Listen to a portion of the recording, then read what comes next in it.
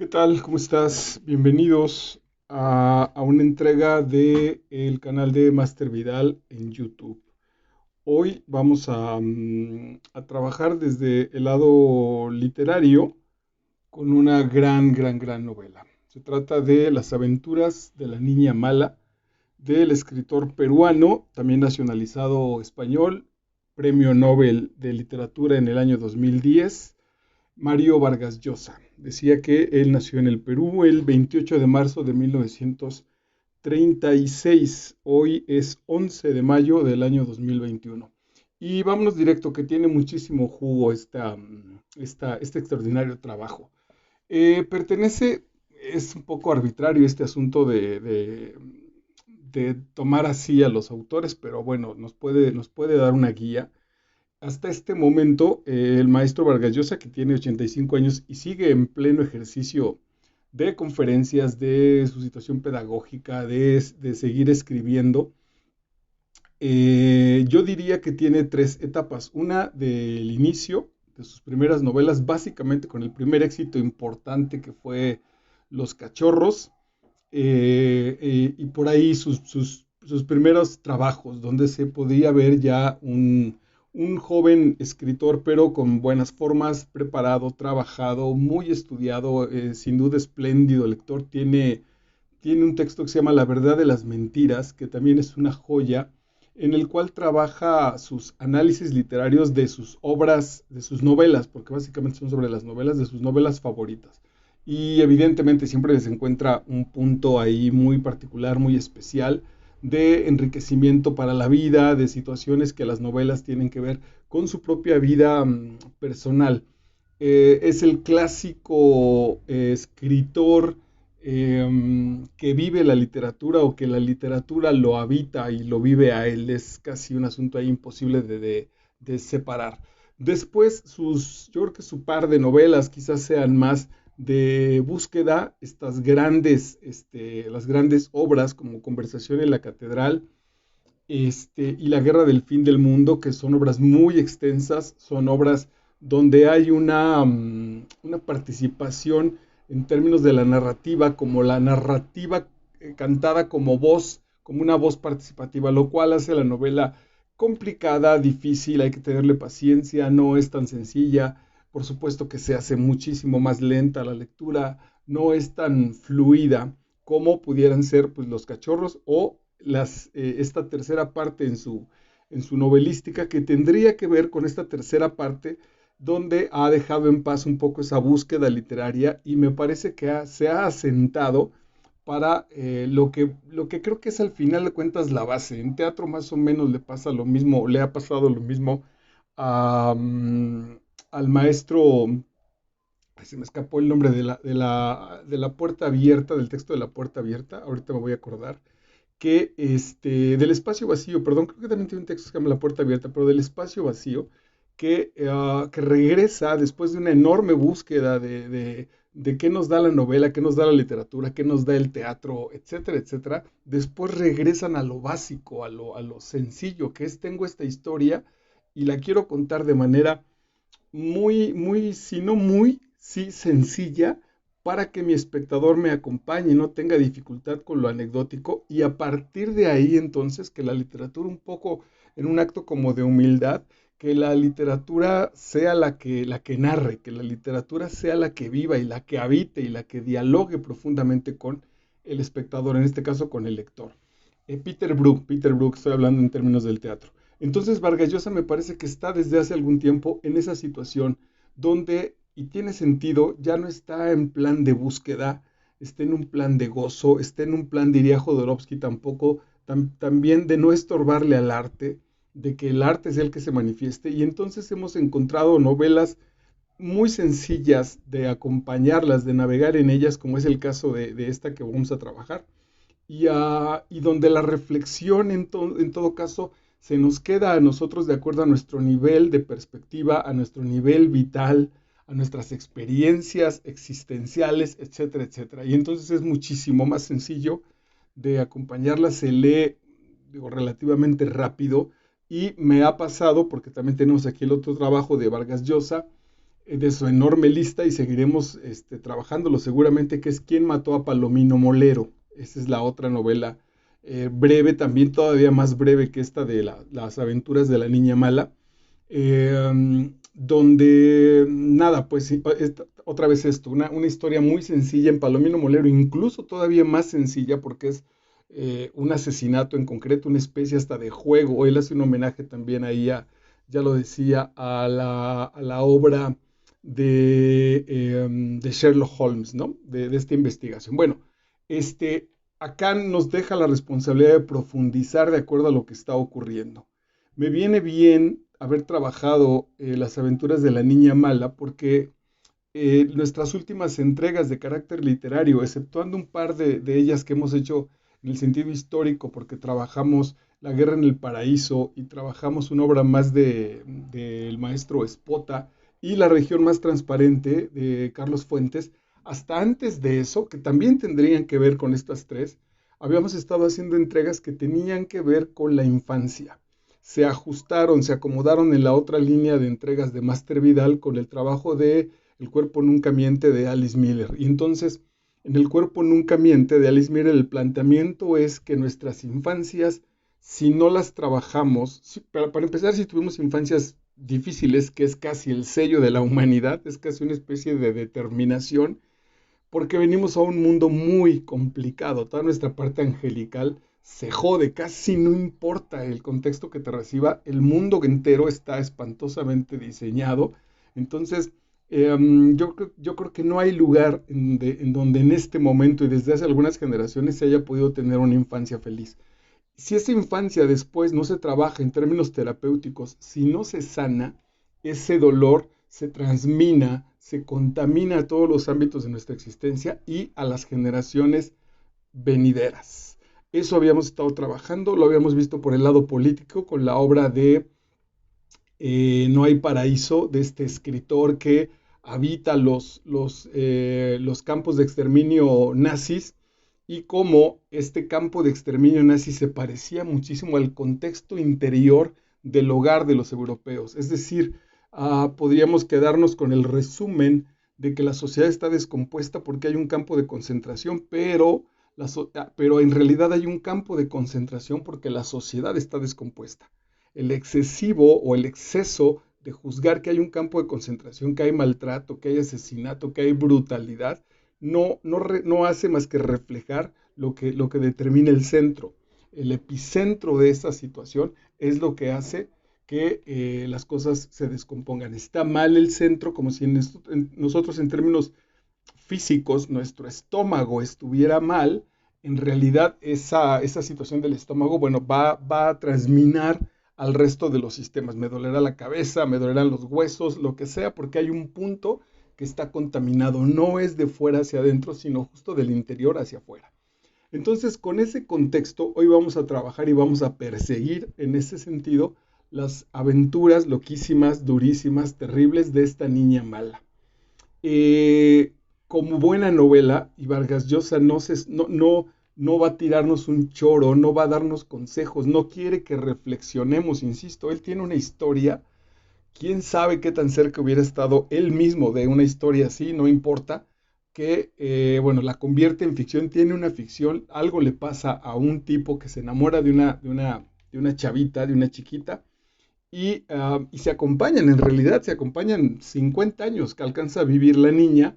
Él se queda entrando en esa década de sus 50, no muere, tendrá un lugar donde habitar, tendrá un lugar donde recordar, y Vargas Llosa tiene unos juegos literarios verdaderamente maravillosos. Me adelanto, pues el final de la novela es literario, el asunto le dice la niña mala, bueno, pues no sé, te hice mucho daño en la vida, te causé muchos dolores, aquí más o menos, si puedo en algo recompensarte, pues ten una casa en un lugar muy tranquilo, una casa pequeña, en un lugar muy tranquilo como siempre quisiste, que toda la vida has intentado escapar de algo, pero aquí está, y lo que te puedo dejar es que cuentes mi historia, todo el mal y toda la cosa terrible que te provoqué, bueno, pues ponla en una historia y al revés, que esto es la maestría de alguien como con el desarrollo que tiene ya Vargas Llosa, nos generará una especie de historia sin fin, ¿no?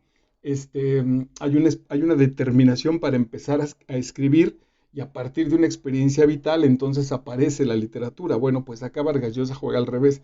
Si el asunto fuera qué fue primero, la experiencia o la escritura, o fue primero la escritura y después la experiencia, Vargas Llosa dice, no importa, por ahora yo lo planteo así. Primero fueron las experiencias, las aventuras, y luego vendrá el proceso de escribirlas en esta especie de orden, pero en realidad está enlazándonos porque lo pone al final. No nos está contando cómo el Quijote de la Mancha, don Alonso Quijano, después de leer un montón de novelas de aventura, se decide a vivir sus aventuras, sino, es decir, esto lo cuenta la narración, sino justo nosotros empezamos en una narración que al final de nuestro paquete de lectura, lo que estamos nosotros leyendo, al final nos enteramos que estamos viniendo al principio, en un juego maravilloso, pues el tiempo en realidad no corrió porque a lo que llegamos en esta especie también de un asunto como de la filosofía de Nietzsche, al final a lo que llegamos es al principio de las cosas. Claro, desde otra circunstancia, desde otra posición existencial, desde otra reflexión, y eso hace que nuestra novela por entero esté en un viaje espiritual. Sin duda aquí se puede encontrar un viaje espiritual. No lo va a trabajar el personaje, no lo desarrolla porque no lo tiene en su situación existencial, no lo considera. Sin embargo está, porque los dos personajes que al final podíamos, que tampoco Vargas Llosa lo tiene, esto incluso él podría decirnos, están inventando, eso no está en mi novela, bueno, no importa, nosotros lo podemos proyectar. Yo diría que si bien no lo desarrolla, me parece que no fue consciente del juego. Es decir, nuestro personaje, el niño y el autor, el que se convierte, y este traductor y este especialista en lenguas, que es nuestro personaje, es uno mismo en la personalidad con la niña mala. Es la parte de luz, por incluso la niña mala le llama a él el niño bueno, y este niño bueno, pues justamente la perversidad y la crueldad y el dolor de la niña mala. ¿De dónde viene esta loca? También esa es la gran pregunta de todo el tiempo. ¿Qué le pasa a esta mujer? ¿Qué se modifica? ¿Qué lo traiciona? ¿Qué lo engaña? ¿Qué se dedica de manera sin ética, sin escrúpulos, a ir tras la riqueza, a ir tras la comodidad, que le suelta migajas las suficientes a nuestro personaje para mantenerlo ahí, que lo abandona años, que le hace la vida imposible, se le desaparece y después como si nada vuelve a aparecer, que es verdaderamente sin posibilidad de acercarnos. Ahí hay un elemento muy neurótico de cuando las personas son tóxicas o son agresivas, los que estamos a un lado, a expensas de esa persona, una determinación neurótica es que no sabemos qué reacción pueda tener. También nosotros podemos generarlo, es decir, ahorita te lo platico. Mi papá era muy complicado saber cómo iba a estar. Entre mis hermanos y yo, cuando empezábamos a querer hacer algo, hacer una travesura o que llegábamos un poco tarde de la calle, siempre mandábamos a uno a que investigara cómo estaba el asunto. Pues te entra primero a ver cómo está mi papá o entra primero a ver si mi mamá no está haciendo el quehacer y entonces a ver si nos podemos colar o nos esperamos. Eso que parece un juego infantil, en realidad,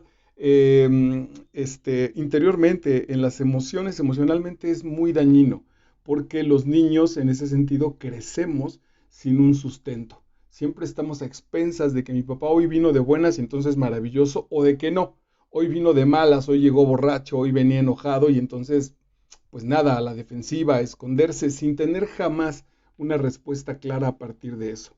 Lo digo cuando fui niño, seguramente bueno, no seguramente, yo también lo viví siendo papá, que sobre todo con mi hijo mayor estaba esta constante situación como de me acerco o no me acerco, de acuerdo a la cara, a la especie de humor que traiga. Eso es muy inestable para los que están alrededor de estos neuróticos. Bueno, aquí en la novela sucede lo mismo.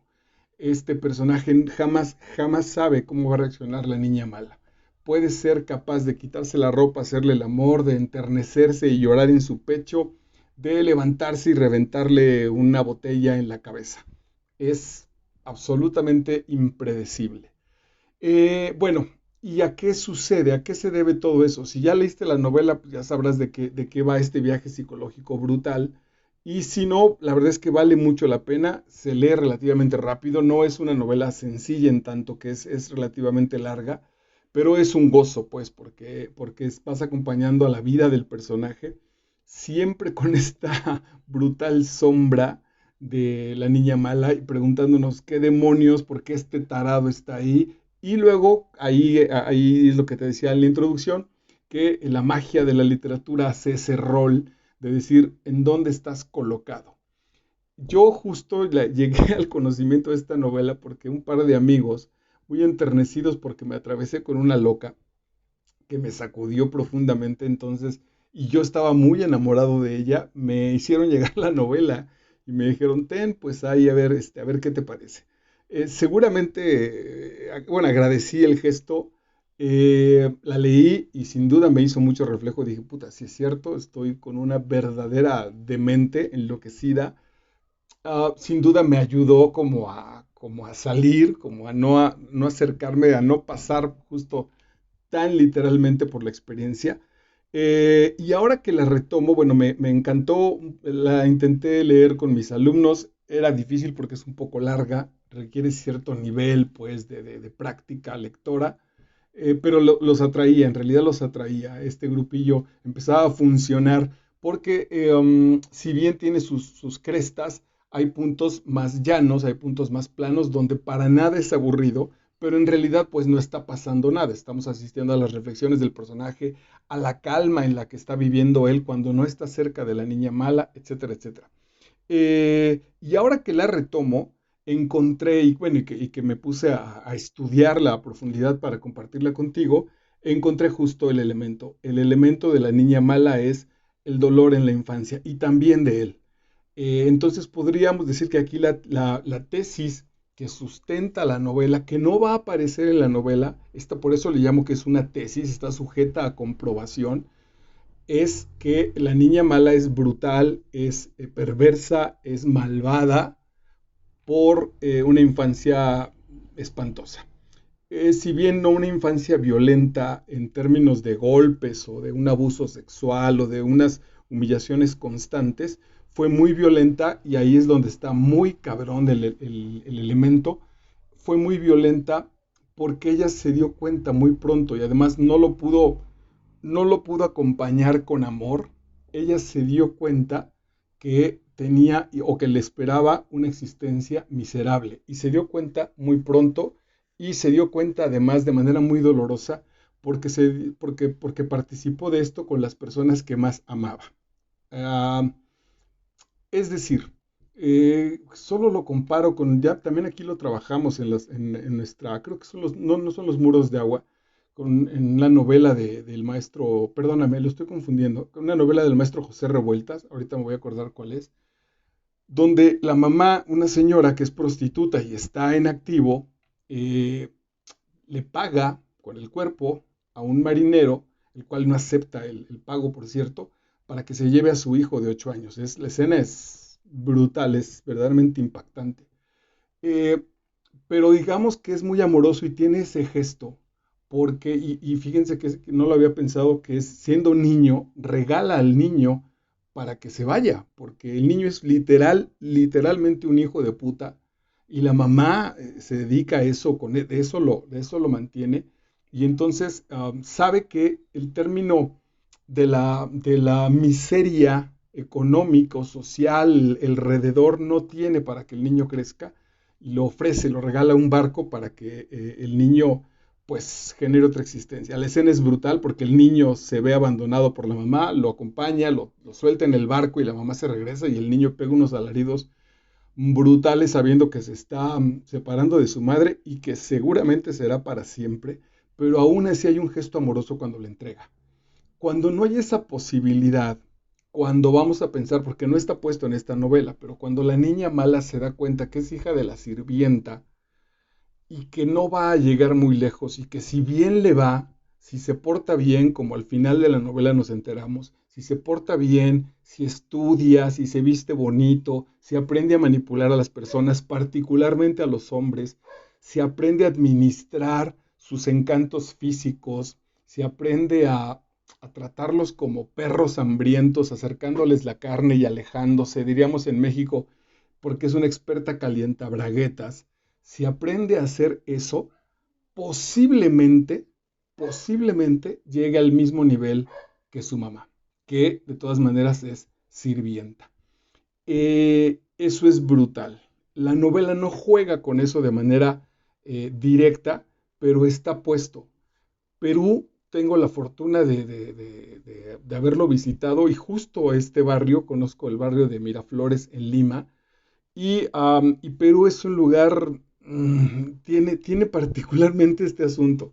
Yo diría que el barrio este, que es una especie de delegación, le llamaríamos en México, de Miraflores, es verdaderamente el oasis de Perú, porque todo lo demás alrededor, Miraflores es muy bonito, es muy lindo, tiene todo, pues, lo del primer mundo, tiendas, toda esta basura de comida chatarra, tiene teatros, tiene cultura, están construyendo, ¿qué pasa en la novela? Le están arrebatando al mar, le ponen diques para generar un poco ahí de una especie de playa espantosa en comparación con la de México, el agua es helada, la arena es del tamaño de una piedra, es espantosa, pero bueno, surfean, intentan ahí pasarla bien, tienen comida verdaderamente deliciosa, eso sí, en verdad, la gente es muy amable y tienen canchas de tenis, etcétera. Pues Miraflores parece que estás en una ciudad europea, pero después de Miraflores es bastante feo en términos económicos. Hay mucha miseria. Bueno, pues aquí también se narra en los setentas, que es más o menos una buena parte que recorre nuestra novela, la brutal violencia de la guerrilla, los motines y los botines políticos, todo el contexto peruano en realidad está súper jodido. Es un lugar donde todavía hay un racismo y hay un clasismo muy bien determinado. La diferencia es enorme entre los miraflorinos y digo, se ha ido diluyendo, pero aún así se nota. Y la gente, pues los de herencia indígena, ¿no? Es muy radical. Y entonces vamos a tener una niña, hija de una sirvienta, que tiene la fortuna de encontrar un espacio en Miraflores con una familia acomodada que la trata muy bien, pero que ella desde pequeña sabe de su miseria y que apuesta por no seguir ese proceso. En México tenemos ese síndrome también, que es, bueno, ahora entiendo que también es mundial, que es sabernos con una herencia, los hijos que tenemos o las personas que tenemos o que tienen un talento, que se pueden colocar, que pueden llegar lejos, que tienen miras altas, pero que saben que en su condición del pasado está jodida, o físicamente porque tengo una cara de indígena que no puedo con ella, o el color no me favoreció, o la estatura, o el contexto. ¿No? A lo mejor soy universitario y mi madre no sabe leer y mi padre es albañil y mis hermanos son borrachos. Y es brutal, pues ese trauma no acaba de sanarse, ni de manera interior, ni tampoco por fuera. Entonces, cuando hay una infancia así, donde lo que nos espera es la miseria que está a nuestro alrededor y me urge salir al precio que sea, entonces tenemos el personaje de la niña mala. Atención, porque lo lindo de la novela es que esto que te estoy platicando es casi el final, son los últimos textos de la novela.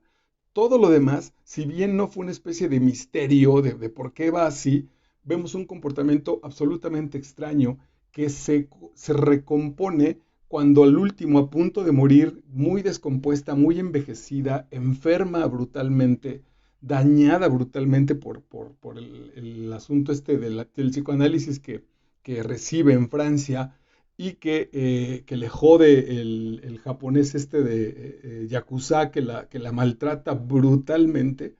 Todo al final de cuentas, el infierno que pasó con tal de intentar dejar de ser lo que fue de nacimiento.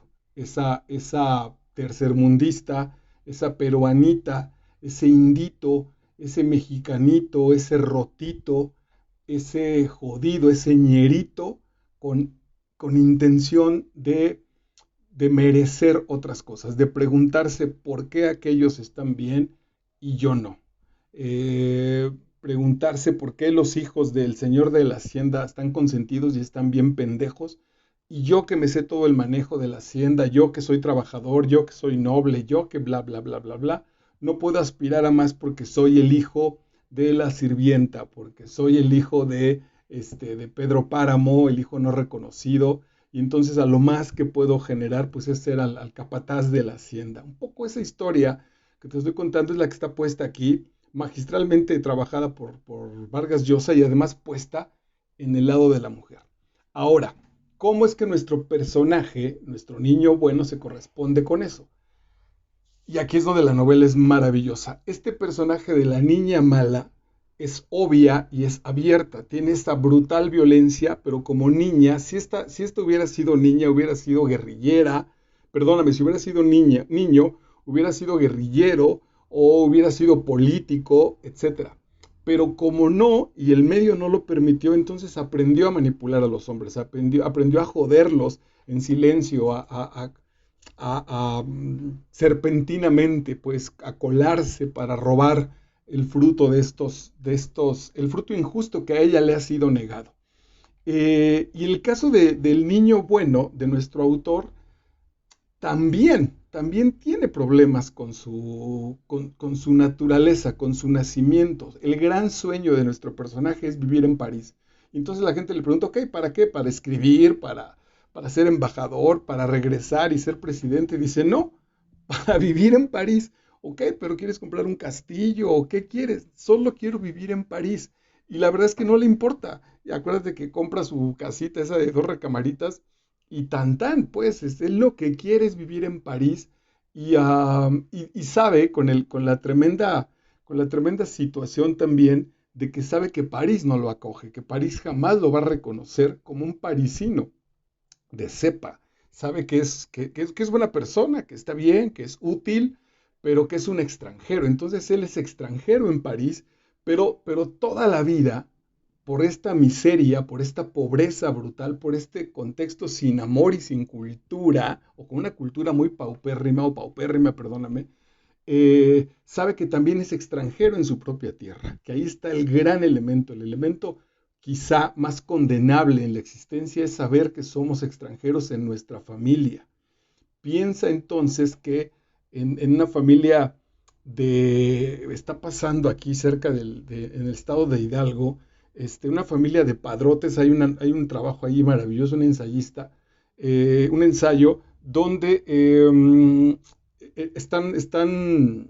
hay padrotes, no me acuerdo ahorita la ciudad, pero en una ciudad del estado de Hidalgo, las familias ya de 2 o 3 generaciones padrotean a las mujeres, ahí están haciendo trata de blancas, todas las campesinas y todas las hijas de campesinos de pobres las están literalmente, es que no las están raptando, pero las están convenciendo estos güeyes con verbo, con ayuda, con no sé qué, las enamoran, las someten y luego las mandan a Estados Unidos, a Europa, con la amenaza de que si se salen o si acusan, matan a su familia. Y entonces, bueno, imagínate nacer ahí con lo que implica ese medio y entonces el hijo o la hija quisieran ser escritores o la hija quiere ser monja o el hijo quiere ser bailarín, pues está jodido, pues no hay manera, ¿no? El contexto no ayuda, no solo porque no está la posibilidad, sino porque es tan cruel la pobreza, es tan cruel el asunto de la miseria, que ni siquiera está considerado. No, no hay esa posibilidad, no está en el universo de esta persona generar esa situación.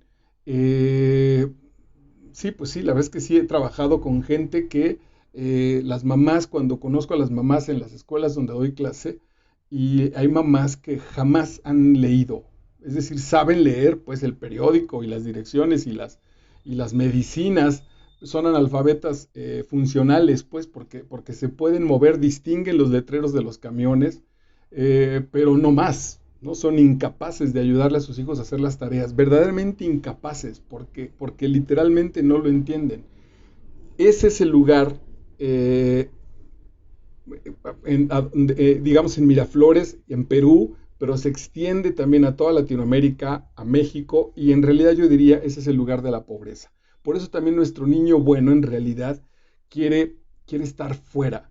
Aún lo retan, le dicen, regresa, pues ya que hablas tres, cuatro idiomas y que los hablas muy bien, regresa a nuestro país, y trabaja a favor de nuestro país. Y él dice, no, ya también soy extranjero allá, aunque aquí sea un ciudadano anónimo, pobre, bueno, pues inmigrante, estoy mucho mejor, es mucho mejor esta situación que estoy viviendo aquí que cuando regreso a mi tierra, y al paso del tiempo él va viendo que su generación se convirtió en lo que no quería, pues, o en lo que ya estaba destinado, ¿no? Pienso también en una familia de choferes, de peceros, y que de pronto el niño dijera, pues quiero ser intérprete de las Naciones Unidas. El papá no sabe ni siquiera qué serían las Naciones Unidas, de dónde sacó la información este mamarracho, y a base de violencia y de traumas. O algún día lo veremos seguramente entonces, conduciendo su propio pecero, lleno de frustración, lleno de hijos, borracho, si no es que drogadicto, violento. Y ese es el elemento brutal que genera la miseria. Bueno, entonces también nuestro personaje se exilia. Bueno, pues voy a leerte, no tomé tantas notas, insisto en que cuando no hago eso, en realidad es porque el paquete del texto es muy sólido, porque difícilmente hay una cosa que destacar o que encontrarle. Es tan sólido que casi podía tomar cualquier elemento. El inicio de la novela, dice nuestro personaje, aquel fue un verano fabuloso. Atención. Bueno, claro, él ha quedado huérfano, pero recibido en casa de unas tías que lo quieren, que lo han tratado bien. Entra la adolescencia. La adolescencia simbólicamente es la edad de la conciencia. En la adolescencia empezamos a revisar los valores. Es muy fuerte el paso de la adolescencia, porque los valores que de niño lograban mis padres, o el núcleo cerrado, los valores que lograban engañarme o que yo no veía, hoy me doy cuenta de la mediocridad en la que vivo, de que no eran reales. Hoy reviso y entonces puedo ver, híjole, pues mi papá es obrero y jamás ha estudiado y le gustan las cervezas y le gusta el fútbol y engaña a mi mamá, y mi mamá es torpe y no tiene nivel intelectual y no crece, y su diversión mayor es ver las telenovelas. En fin, en la adolescencia nos damos cuenta de la realidad, por eso son tan cuestionantes los adolescentes. Aquel fue un verano fabuloso. Vino Pérez Prado con su orquesta de 12 profesores a animar los bailes de carnavales del Club Terrazas de Miraflores. Se organizó un campeonato nacional de mambo en la Plaza de Ancho, que fue un gran éxito pese a la amenaza del cardenal Juan Gualberto Guevara, arzobispo de Lima, de excomulgar a todas las parejas participantes. Como gran autor, en 5 renglones, en un párrafo, nos pone el contexto de la novela. Un adolescente, frente a este intento de escapatoria que es la música popular, en el caso de la novela, pues el mambo, que fue una revolución absoluta, y la otra, no solo la miseria, el asunto del contexto económico, sino también la moral puesta por la iglesia, que decía que las parejas que bailaran mambo iban a ser excomulgadas. Bueno, pues ha pasado ya en mis 50 años, esto lo he visto bueno, de niño seguramente no me enteré a profundidad, pero pues pasó por la época de las drogas y el rock de los 70s. Pero después, ay, se me escapa el nombre de un bailable brasileiro que los padres en la misa lo escandalizaban. En fin, bueno, ha seguido, ¿no? Y ahora el perreo, y parece que no avanzamos en realidad. Pero el hecho más notable de aquel verano fue la llegada a Miraflores desde Chile. Acuérdense que Miraflores, perdón, Perú y Chile son vecinos, pero el núcleo miraflorino estaba tan cerrado que decir desde Chile era, como si dijéramos, vino desde Guadalajara.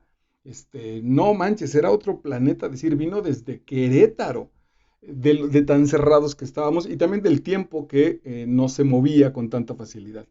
Desde Chile, su lejanísimo país, claro, es sarcasmo, de dos hermanas cuya presencia llamativa y su inconfundible manerita de hablar rapidito, comiéndose las últimas sílabas de las palabras y rematando las frases con una espiral exclamación que sonaba como un pue, nos pusieron de vuelta y media a todos los miraflorinos, y que acabábamos de mudar el pantalón corto por el largo y a mí más que a los otros. Acuérdate, seguramente lo viviste, en la adolescencia, lo que pasa es que no nos lo explican, nadie nos lo dice hasta ese momento, pero venimos un poco hartos de lo que es repetición, de lo que está puesto. Me acuerdo que en mi salón, en la primaria, paradójicamente a mí no me llamaba la atención.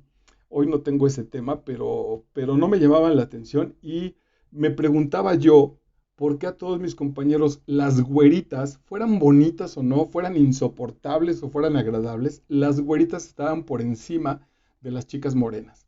Y entonces a todos nos tenía que gustar la güera, porque era güera. No lo cuestionábamos, pero era la diferencia es lo que nos está llamando la atención. Por supuesto que tiene un sentido, diría hasta en términos filosóficos, Schopenhauer, que es la voluntad de crecimiento y la voluntad de modificar. Y los adultos, me acuerdo perfecto que decían, pues se trata de mejorar la raza, no te cases con una güera o no te busques una morena, sino se trata de mejorar atención, porque ya la mejora viene cargada de racismo y viene cargada de clasismo. Es decir, en automático, la niña güera puede ser una idiota o los niños güeros podían ser unos verdaderos idiotas, pero ya se mejoraba la raza porque ya dejábamos de ser prietos. Ya desde ahí viene ese contexto que estamos trabajando. Entonces, por eso llama mucho la atención lo diferente. En realidad es un anhelo, es por lo tanto una carencia, parte de querer ser diferente. Entonces, si ando con la güera, yo con todos mis amigos prietitos y todos morenitos, ligarme a la güera significaba que algo tenía, que algo poseía, que alguna diferencia habría en mí para generar esa posibilidad. Ok. Y bueno, en este caso, la diferencia. Atención aquí, pues, porque acuérdate que el primer trauma para este niño que se enamora, que le llega a la chavita lo acepta, van al cine, le da besos de vez en cuando, se hacen amigos, con tantitos ahí derechitos, no le deja pasar al final, no acepta que sea su novio, pero tampoco nunca lo rechaza, hasta que pasa algo que una señora las balconea y dice, no, esta niña no es chilena, pero ni de chiste. Yo he estado en Chile, conozco a todo el mundo en Santiago y esta niña no pertenece a una familia chilena. Y entonces en automático la niña mala desaparece.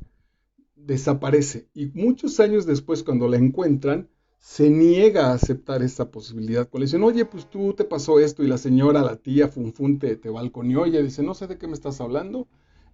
Yo no, yo vengo aquí a ser guerrillera y me voy a Cuba y ese es de mi infancia no, prefiero no hablar, es más, no puedo, porque por eso me voy a ser guerrillera.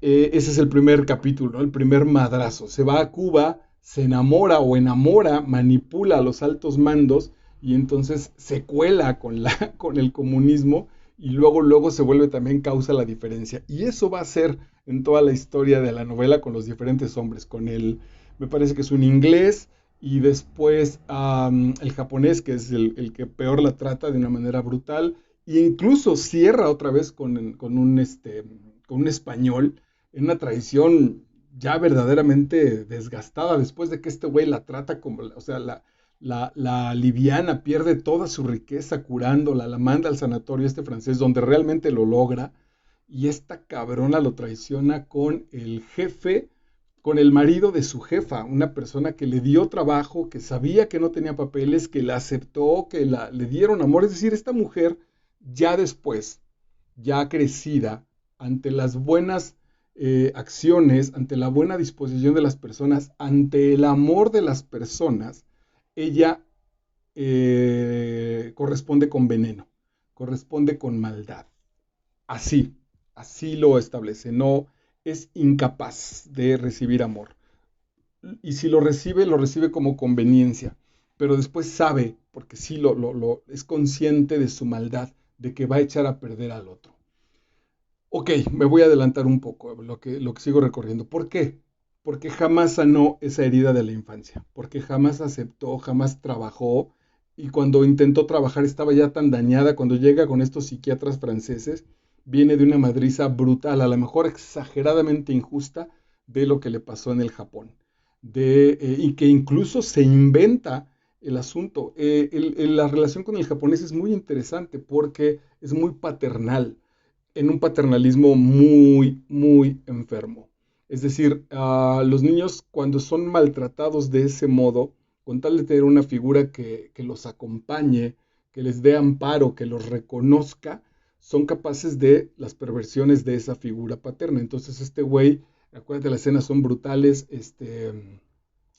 el cuate es un voyeur, entonces tiene relaciones sexuales incluso con el niño bueno, mientras el otro es testigo, la somete con unos güeyes que la maltratan, que la violan, que la tratan súper mal, la infectan, y este güey constantemente la rechaza. Es decir, podríamos decir que se la aplica, lo que ella hace, alguien se la aplica a ella, pues justo es la búsqueda de su padre. Pero atención, aquí es muy profunda y muy dolorosa la novela, porque ese padre es ese Perú que no sabe cuidar a sus hijos, es ese México que no sabe cuidar a sus hijos, es ese México que si te fue bien y entonces, bueno, pues naciste en Polanco, o afortunadamente en México quizá, bueno, hay más zonas, no tenemos nada más un Miraflores, que si naciste ahí posiblemente la libres, pero si no, te va a costar muchísimo trabajo, va a ser una chinga brutal y vas a pagar un precio muy cabrón, como el de esta niña. Ahí está. Si no hay un papá biológico, si a diferencia del niño bueno, no hay un tío que medianamente lo acogió e hizo todo lo posible para que se fuera a Francia, mientras acá pasaba la guerra civil, el desmadre, los abusos de los políticos, la corrupción, si no tiene eso, entonces toda la vida adulta en términos emocionales va a estar descompuesta, a ese nivel incluso. Entonces aquí podemos plantearnos también todos nosotros nuestros fracasos profesionales, nuestros divorcios, nuestros abandonos, nuestras soledades, nuestras angustias, lo que se llama vicios, que en realidad son enfermedades, alcohol, drogas, prostitución, pornografía, todas esas situaciones que paradójicamente se empiezan a normalizar. El otro día escuchaba un par de brutos decir y no eran un par ya, justo la pornografía era una cuestión normal. No, bueno, tiene sentido, pues se ha normalizado por el uso que estamos generando, pero no es sano. Acercarse a la pornografía y quedarse en la pornografía no es un elemento sano. La gente sana no consume pornografía. Hay una determinación enfermiza, hay una búsqueda de una situación que la usamos para evitar enfrentarnos con una realidad. Bueno, en el caso de la niña mala, por eso es esa determinación, por eso es esa situación tan espantosa, tan brutal, que se la aplica de todas maneras al que lo recibe con amor. Al que lo recibe con amor, que es este güey, nuestro personaje, por supuesto que lo acepta y que lo reconoce, pero le dice, ella jamás tiene una conciencia del asunto de la infancia. Eso, por eso te digo, que lo decía en la introducción, eso nos queda a nosotros en la lectura, en esta lectura donde Vargas Llosa nos dice, ok, la historia es esta, es muy sencilla, profundiza, encuentra tus niveles para que te alimentes. Y se lo dice ella, niño bueno, tú eres maravilloso, tú eres la única persona que me ha querido, por eso incluso no te regalo placer porque no sé darlo, pero bueno, pues penétrame, úsame, bésame, lo que quieras, pero yo no puedo regresarte lo que tú necesitas. Si te basta con eso, pues ahí está nuestra relación, lo cual también habla de una situación muy enferma en nuestro personaje. Pero bueno, no es decir, le dice te quiero y te adoro y estás muy bien y eres la gran persona, eres mi ángel, pero eres jodido, cabrón, eres pobre y yo no nací para pobre. Y esa es su condena, esa es su condena, ese es su punto débil, su punto trágico, dirían los griegos. Ella dice, yo no nací para pobre y tú no quieres crecer, tú no me vas a dar riqueza. Y para mí el punto es, ahora ya en este nivel, todo el amor que me pudieras dar no me alcanza. Yo lo que quiero son joyas, carteras, pieles, prestigio, de manera equivocada, evidentemente.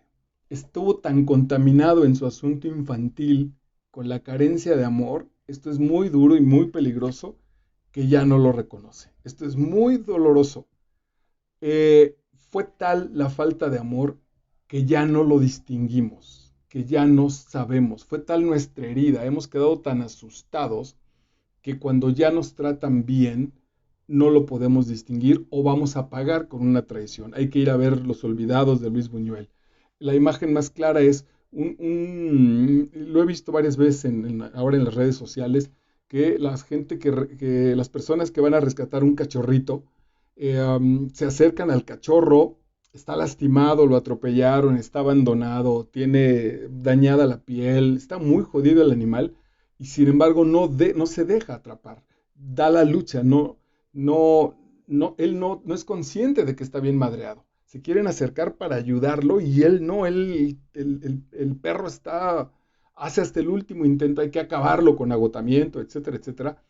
Tiene sentido, porque imagínate de qué tamaño ha sufrido ese animal, qué tanto lo han lastimado, que ya no confía ni en quien le va a hacer un bien. Bueno, pues sucede lo mismo con nuestro personaje. El niño bueno, huérfano desde pequeño, atención también, porque el niño bueno, a diferencia de la niña mala, son dos espejos, en realidad son dos espejos. Lo que sucede es que la niña mala se maquilla con sangre, usa cuchillos, se viste de negro, escucha música pesada, y el niño bueno se maquilla con talco, usa plumas, escucha los clásicos, escucha música sinfónica, pero están vacíos. Por eso se complementan, porque también el niño bueno fue abandonado.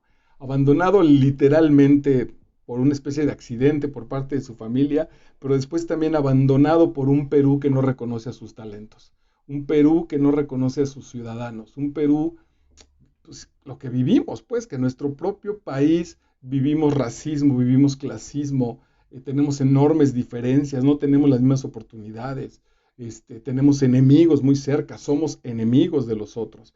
En ese caso hasta se extiende un México. El niño bueno huérfano desde pequeño, muertos en un accidente de sus padres, él se fuga, como el Quijote, a mí me parece que juega mucho Vargas Llosa con los asuntos literarios, igualito que el Quijote de la Mancha, él se fuga con las novelas de aventura y con esas novelas que empieza a leer el niño, le aparece la idea de ir a Francia. Eso psicológicamente lo determina. El gran sueño es escaparme de aquí, alejarme de esto que no me está dejando nada. No de manera violenta, todo lo contrario, incluso muy tranquilo, muy en paz, sin aspavientos, pero al final de cuentas lejos. Vivió con la tía Alberta, buena persona, un tanto excedida en la religión, pero bueno, al final de cuentas lo trató bien. Aquel último día del verano de 1950 yo acababa de cumplir 15 años también. Comenzó para mí la vida de verdad, la que divorcia los castillos en el aire, lo que te hablaba de la adolescencia, los espejismos y las fábulas, la vida de la cruda realidad. Siguiente nota. Un momento después, cuando le pregunté cómo y por qué se les había ocurrido a ella y a su hermana Lucy hacerse pasar por chilenitas al mudarse a la calle de Esperanza en Miraflores, me negó con firmeza que supiera de qué hablaba. Cuando el sufrimiento en la infancia ha sido tan brutal, lo que estamos intentando es negar la infancia. No, a mí no me pasó, yo estoy bien, vengo de trabajar con dos personas muy cercanas, exalumnos míos ambos, eh, y llorando en plena crisis, viendo si me contrataban como su coach, fuertísimo el asunto, porque la vida se les está desbaratando. Bueno, en ambos casos, uno mujer y uno hombre, cuando toqué el punto de la relación con los papás, escaparon. Es decir, ya me siento bien, gracias por tu ayuda, maravilloso, pero el asunto con mis papás no lo voy a tocar. Eso sucedió de manera inconsciente. Mírame, ya soy feliz, ya estoy bien, no les puedo fallar. Y te estoy hablando no de niños de 8 años, evidentemente, sino de personas de 30, cuando menos. Si no resuelves, si no somos capaces de ir a revisar esa infancia, entonces la vamos a negar. No, mira, yo ya estoy bien, no voy al médico, no voy al psicólogo, no bebo, no fumo, por ahí lloro en las noches, por ahí me deprimo, por ahí me paso 10 horas viendo televisión, por ahí tengo un trabajo que me abruma brutalmente. Bueno, pues nada, pues entro en crisis de vez en cuando, tengo gastritis, me duele la cabeza, se me está generando un cáncer, pero estoy bien. No te hagas pendejo, ponte a trabajar. Ese es el asunto. Entonces, ella es tan doloroso ese proceso que lo va a negar. Y acuérdate que al final de la novela, el tipo conoce al padre y es brutal, pues es brutal, porque por más folclórico que sea ese padre, un padre que tiene 13 hijos con 3 familias y que además él es un borracho, él es un maldito adicto a las creencias absurdas, no tenía nada para darle. Esa es la gran tragedia de nuestro personaje, que el asunto es que no lo resolvió a los 40 o los 50 años y dijo, bueno, ok, perdona a mi padre y a mi madre. No, desde los 5 años dijo, no mames, ¿qué hago aquí con estos güeyes? Estos güeyes son los encargados de mí, está cabrón. ¿Qué te pasa, idiota? Dice ella, ¿por qué haces ese escándalo? Me golpeaba en la cara, en el pecho, donde podía, con las 2 manos. No seas ridículo, no seas provinciano. Siempre has sido y serás un pobre diablo, le dice la niña mala a nuestro personaje. ¿Qué otra cosa se podía esperar de ti, Pichiruchi? Le avienta toda su mediocridad. Es muy doloroso, porque el otro ha tomado la elección de la paz y del amor, no del éxito y del dinero, y ve que la otra está fugada en eso, pero está tan fugada y está tan sometida a esto que sus perfumes, sus pieles, sus carros, sus viajes, sus guaruras, sus relaciones, sus redes sociales, no, ella no se ha dado cuenta porque ya está en terapia, porque ya está leyendo se me escapó y qué bueno, ya está leyendo desarrollo personal, entonces ya está curada, ya no le pasa nada. Toda esa coraza en realidad es dolor. Quien llegue a intentar ahí abrir tantito la coraza, quien toque un punto de dolor, como dirían los 4 acuerdos, va a ser brutalmente rechazado, va a ser tratado de esta manera. En la genialidad de Vargas Llosa, ponen a un niño venido de una guerra, un niño muy maltratado, que un par de europeos también originales de otra tierra, también inmigrantes, es decir, no hay gente original de Europa, porque al final de cuentas no hay gente original de ningún lado.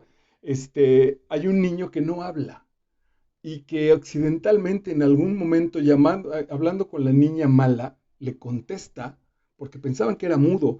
Gilal se llama el niño, y entonces le dice un par de palabras y la niña mala le dice a este personaje, le dice, oye, el niño habla, me contestó, oye, no estás mal porque ese niño es mudo. Pues no, a mí me contestó, no está, y buenas tardes. Y entonces, bueno, hacen todo el asunto. ¿Qué significa eso en la novela? ¿Por qué lo puso Vargas Llosa ahí? Porque solamente nos vamos a poder curar con alguien de nuestro mismo elemento. Es el mismo principio de los neuróticos y de los alcohólicos anónimos. Por eso tiene tanto éxito. Porque solamente vamos a poder sanar con alguien que nos comprende literalmente, que ha pasado por ahí. Alice Miller dice que incluso los terapeutas, hay algún momento donde se separan de sus clientes, se separan de sus pacientes y los juzgan porque no tienen la experiencia vital que tiene el otro. Que quizá lo mejor que podrían hacer es justamente empezar a hacer contactos entre ellos, como los alcohólicos, que nos unimos con otros alcohólicos para entender el proceso. Eh, es complicadísimo, es muy duro, pero bueno, es muy bello como el niño entonces reacciona y uno dice, ¿por qué reacciona con la loca? ¿Por qué reacciona con la más enferma? Pues sí, porque el niño justo tiene eso, es decir, y también hacen ese match y ese contacto y ahí la novela nos va empezando a abrir la posibilidad de que la niña mala, lo que le fue ocurriendo fue una infancia terrible. Por eso lo hace hablar, también por eso ella a la única persona en realidad, porque finalmente con nuestro personaje, con el niño bueno, está agradecida, pero agradecimiento no es amor. La única persona que la niña mala logra amar es a este niño Gilal, y logra amarlo porque es el fiel reflejo de ella. Es otra vez, solo este niño entonces, toda esa violencia que recibió en la guerra, en el lugar de donde venía, que se la guardó para él y decidió estar en paz. La única diferencia es que la niña mala decidió explotarla. Si bien Gimal implota, diría el término, es decir, explota hacia adentro, la niña mala no, la niña mala lo brutaliza y lo extiende y es un volcán y lo tira hacia afuera. Pero tienen la misma lava, son el mismo punto de origen. Por eso el niño incluso termina por hablar, pero empieza a jalar de esa hebra justo cuando entra en contacto con la niña mala. Lo cual también es muy bello porque humaniza al personaje, es decir, desde ahí puedes ir sintiendo y decir, claro, sí está muy enferma, sí está muy loca, pero no es una loca, pues no es una es que casi si no es una psicópata gratuita, es una mujer que ha sufrido un montón y que no le hemos sabido entrar a partir de ese sufrimiento, o peor todavía, que ya no lo distingue, quizá ahí su psicopatía, ya no distingue su maldad, ya, ya está demasiado dañada como para que haya una especie de terapéutica y la resane. Y para que no quedara en la menor duda de que nos decía la verdad, hizo algo que yo no había visto hacer desde mis tiempos de alumno del colegio Champagnat, en Miraflores. Se llevó los dedos en cruz a la boca y los besó a la vez que decía, les juro, me lo dijo tal cual con todas las letras. Esta niña mala, el único gesto religioso, el único gesto de unión con una situación por encima de ella espiritual que tiene es persinarse. Porque bien es una cabrona, está loca, ha pasado por orgías, por experiencias sexuales brutales, pero justo cuando entra en contacto con Jimal, con este niño, ella asume su juramento y su palabra haciendo la señal, persignándose, y entonces dice, mira, no es que esté recompuesta, sino el contacto con ese niño y con el dolor de ese niño le despertó su espiritualidad. Y bueno, pues cuando vuelve a hacer una traición, quizá lo que más le dolió fue que Yalil se separa. Dice, tanto le afectaba la ida de Yalil cuando la pareja va a Estados Unidos y se va con el muchacho, ella queda muy triste. Quizá también a partir de ahí es que decide hacer la última traición. Ella es incapaz de reconocer, bueno, sabe que no lo ama, pero tampoco empieza a amar. Tampoco dice, ok, no amo a este güey apasionadamente, es porque estoy muy equivocada, pero puede empezar a aprender a hacerlo. No, no puede. Otra vez el asunto del dolor tan profundo no le permitió esa recomposición vital. Y último, ella entonces con el dinero en la mano se acercó a los dos vagabundos. La miraron como un bicho raro, me imagino, pues estaba demasiado oscuro para verles las caras. Inclinada sobre él, la vio hablarle, entregarle el dinero a un vagabundo y finalmente, vaya sorpresa, besar al vagabundo en las mejillas. Luego vino hacia mí sonriendo como una niña que acababa de hacer una buena acción. Para este momento la novela ya está en pleno desarrollo y Vargas Llosa está uniendo los nudos, está uniendo los caminos de una manera espléndida y muy tierna. Porque recién venimos un par de capítulos antes, donde el padre de la niña mala, el gran reclamo que tiene con ella es, cabrones, le mandamos dinero para que se fuera a Europa y ella jamás nos escribió. Es una malagradecida, no quiero saber nada de ella, porque sabemos que le está yendo bien, sabemos que se conectó con alguien políticamente importante y no ha sido capaz de mandar $3 pinches. Eh, las razones que sea. Cuando nuestro personaje intenta suicidarse, que al final no lo logra, y que por primera vez la niña mala reconoce que el otro lo amaba, pero atención, ya en su incapacidad de amar, ya muy enferma, se da cuenta que el otro la ama porque la golpea. ¿Te acuerdas que entonces el güey se quiere suicidar? Un vagabundo borracho le dice, estás idiota, eres un imbécil, y lo baja del puente, y entonces el otro güey despierta, ya reacciona y no se mata. Llega a su casa y encuentra a la niña mala y le pone una madriza, la violenta, la viola. Y entonces la niña mala después de esa violencia dice, ok, este güey me ama. Así de enferma está su psique. Y se lo advirtieron a nuestro personaje. Así de enferma, ya no reconozco el amor si no es con violencia. Eso es terrible, el daño fue brutal. Bueno, pues ella en ese sentido espiritual, cuando tiene el dinero que le quitó al último patán del cual abusó, va con estos vagabundos en agradecimiento de que le salvaron la vida al niño bueno y les entrega el dinero. Eh, es simbólicamente, le está regresando el dinero a su papá.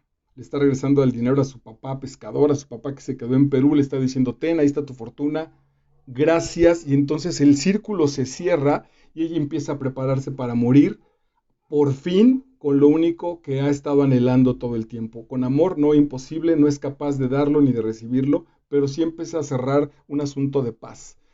El último mensaje posiblemente, por si estamos en esa situación. Nuestro padre, nuestra madre biológica, nuestros hermanos son cualquier persona. Si por ahí hay dolor guardado en ti, no estés esperando que se recomponga, el tiempo no se regrese, es imposible, pero te puedes encargar de un niño de manera simbólica para cuidar al tuyo propio. Si te abandonaron, entonces puedes proteger a alguien.